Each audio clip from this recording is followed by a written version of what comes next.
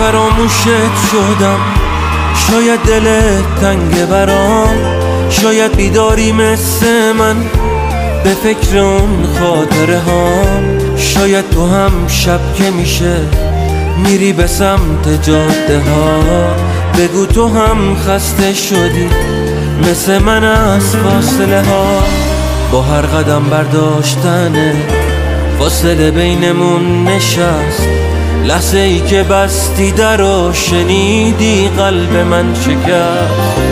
یادت بیاد که من کیم، همون که میمیره برات، همونی که دل نداره برگی بیفته سر راه.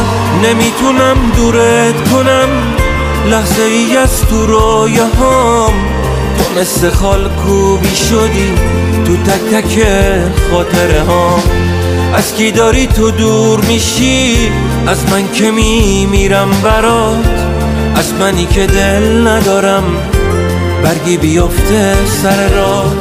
نمیتونم دورت کنم لحظه ای از تو رویاهام، تو مثل خال کوبی شدی تو تک تک خاطره هام.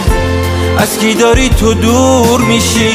از من که میمیرم برات، از منی که دل ندارم برگی بیفته سر راه.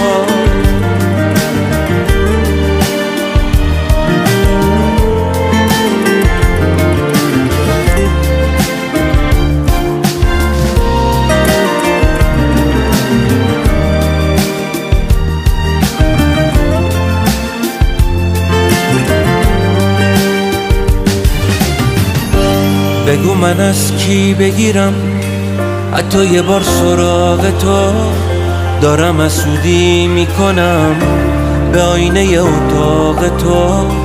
کاش جای اون آینه بودم هر روز تو رو میدیدمت، اگر که بالشت بودم هر لحظه میبوسیدمت.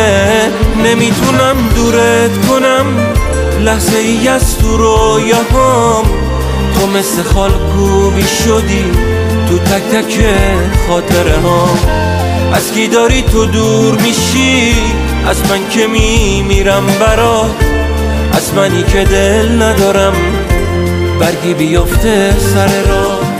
نمیتونم دورت کنم لحظه ای از تو رویاهام، تو مثل خال کوبی شدی تو تک تک خاطره ها. از کی داری تو دور میشی؟